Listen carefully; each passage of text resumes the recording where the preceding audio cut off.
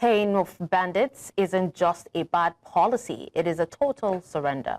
So when a government sets aside hundreds of millions in a budget to pay criminals, it stops being a protector and starts acting like a business partner to terrorists.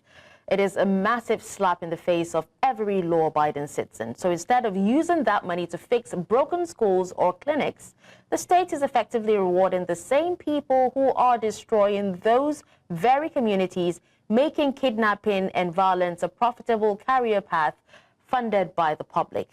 Ultimately, this move destroys any trust people have in the law. It tells the victims that their suffering is less important than buying a temporary, fragile peace from the aggressors. So if a government is so weak that it has to pay the bad guys just to behave, it has lost its right to lead. So we're going to be speaking, there was an article that just came out. The article is from Shuaibu Usman Liman, and it is actually a loud wake-up call, and we'll be speaking with him today where it says that you cannot build a safe society by subsidizing the people who are trying to tear it down. Well, joining us, we have Shuaibu Usman Liman. He's former National Secretary of the Niger Union of Journalists and also the author of the article, and he is live in Plateau State at the moment. Thank you so much, Mr. Liman, for joining us. Thank you for inviting me. It's a pleasure. Now, you've actually highlighted an allegation that a local government in Katsina has earmarked 300 million naira in its 2026 budget for suspected bandits. If this is verified, are we witnessing the formalization of banditry as a state-sponsored line item rather than a criminal activity? Exactly. The primary responsibility of government is the protection of lives and property. And when governments subcontract the provision of security, then it loses its moral authority.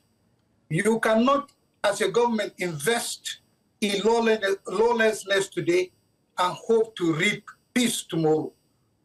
If at all the allegation is found to be true, the perpetrators of this need to be fished out and be punished. You cannot be rewarding criminals by budgeting money for their welfare or to pay for ransom.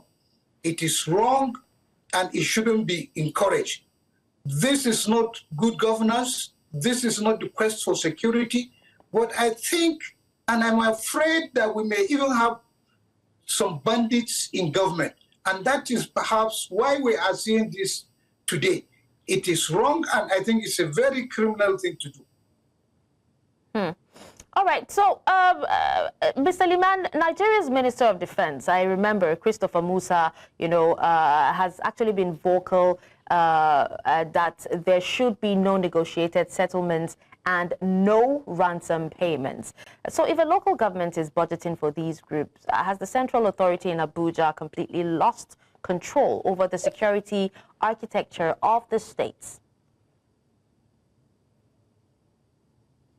Well, gradually it appears it's either the government is losing control or the government is not willing to curtail this problem. And I don't think that non-state actors can overpower government if the will is there to check all this nonsense. After all, these ragtag people are not trained soldiers. They are not trained military men. Therefore, we don't have any excuse to say that we have not checked this irresponsible act that has been going for quite some time. We have seen villages that have been completely wiped out. We have seen communities where people have relocated and become internally displaced persons. We have seen communities where people give out their female children as sex objects to bandits to secure security. It is unfortunate because if we don't do something quickly, some of these communities will be gone forever. And bandits have taken over, extorting money, collecting taxes, and even money from farmers before they allow them access to their farms. This is unfortunate, and I think the architecture of security in this country needs to be reworked, and a better strategy adopted to ensure that these bandits are cleared before we start talking of anything like amnesty or negotiating with them. To negotiate at this time is to surrender legitimacy and to surrender the responsibility of government to a lawless group. Well, speaking on surrendering the security, Katsina's Commissioner for Internal Security, Nasser Maazu, had compared this to the Nigerian Civil War, and he called it a prisoner exchange to free villages. How do you respond to the government's claim that, rather than seeing it that way, this is a pragmatic humanitarian move, rather than a surrender to terror? There's no pragmatism in this, rather it is foolishness. You cannot even compare it with what happened during the Nigerian Civil War. They are two different things altogether. Negotiating with bandits is to surrender to bandits.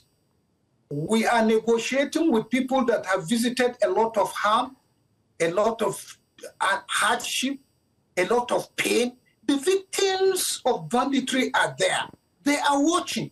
What do you expect them to say when they see that you are rewarding lawlessness? You are rewarding bandits that have visited them with pain, with all sorts of problems. There is no way these community people will respect you. They will simply understand that, look, it appears there is reward in banditry. And a lot of people may be tempted to go into it. So for me to compare it with the Nigerian Civil War is very uncharitable, very stupid thing to do. And for goodness sake, I think that person who did that should apologize to Nigerians for even saying that. It is not good. It is a bad thing to actually do. Okay. Now, you talked about, some would actually see it, as a reward, right? And I do remember Dr. Mustafa Inua, the former SSG, also warned that these peace deals allow these bandits to roam freely and also map out the nooks and crannies of the villages that they operate in. So you also did mention that most of them have taken over, and they're running like a quasi-government in some of these communities. So is it safe to say that we're effectively paying, that if, the whole allegation is true, that we're effectively paying criminals to conduct their own reconnaissance, for future attacks? And would love to hear your thoughts on what the former SSG, sorry. Paying criminals is to encourage them to continue to do what they have been doing. And initially, these criminals started as vigilante, and then, of course, they now simply metamorphose into a hydra-headed gang of criminals that are terrorizing people all around. Yeah. They extort money for security. They extort money before they allow farmers to visit their farms. Even after harvest, they collect tithes from farmers and from communities. They pillage, they destroy, they rape, they maim people, and they continue to operate without let or hindrance. The situation is that bad. The people are crying. Communities are in their need of support and help. And their activities has gradually introduced another dimension to the whole thing, and that is hunger. The communities will suffer hunger because people have not gone to the farm to cultivate their crops. And now they are surrendering their livestock, they are surrendering their crops to all these criminals. And now government is saying that they want to give them money for them to stop what they are doing. I think it's a bad development, and this thing should be condemned. The government should go and have a rethink over this, and then, of course, liaise properly with the federal government. What we need is adequate security, and we should ensure that security of life and property is of paramount importance to government. All right. Now, Mr. Liman, if you would recall, in 2022, the federal government officially designated these gangs as terrorists. That each and every one of them, whether they're bandits or whatever, designated them as terrorists. Now, do you think that budgeting for them technically makes local officials guilty of funding terrorism under international and Nigerian law? And who is also being held accountable? Because, you know, when it comes to some of these kidnappings and killings, we are yet to see anyone be held accountable for them. Well, we are worried because, one, government has not come up with the list of people that are sponsoring terrorism and banditry in this country. And we know from what we have heard from the international community that a list has been given to government. It is important that this list be made public, that these people be arrested and be made to account for what they have done. If we fail to do that, the situation will continue. And I think the innocent people that they are using in the bush, if you look at some of these people that are engaged in kidnapping, they are so malnourished, they look badly kept, and they have patrons in cities that continue to encourage them, people that give them arms and ammunition to do all these things. We need to look at it in a broader perspective. Look at those who are sponsoring this, because from my own understanding, those who have started sponsoring bandits did that because of political consideration. Now that there is no politics, these people have now become a Frankenstein monster, terrorizing everything, destroying everything, and trying to take over the responsibility of government. So just before we let you go, Mr. Liman, in your article, you've used the phrase banditry as an industry.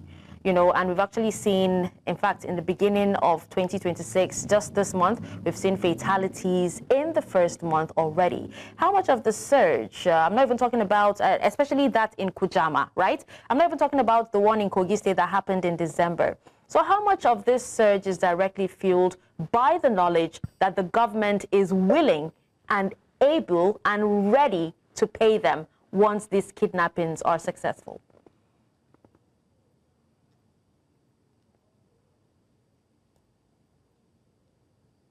Well, for me, banditry has become a very lucrative industry. Look at the case of Gideonwaya community that are lamenting that they had to sell about 3,000 bags of grains to raise 40 million naira to secure the release of members of their community that have been kidnapped. Now, look at what is happening in southern Kaduna. About 150 to about 170 churchgoers were kidnapped, and up to now there is no trace of this. And if these people are not benefiting from that, they will not bother to go into it. But it has become a very lucrative business, and they are not going to stop this thing as long as government does not take very stringent measures to address the situation. Dealing with them, negotiating with them will not work. The way things are now, if you attempt to negotiate with them, they will negotiate with you at their own terms. And this is not going to be good for us. It's going to be counterproductive. We should go in with all force of arms, trying to deal with the situation before we can sit on the negotiating table and see how we can grant amnesty to those who have repented and dropped their weapons. All right. Well, thank you so much, Shuaibu Usman Liman, former National Secretary of the Niger Union of Journalists, for joining us and also speaking to us on this very, very important conversation. Thank you so much, sir.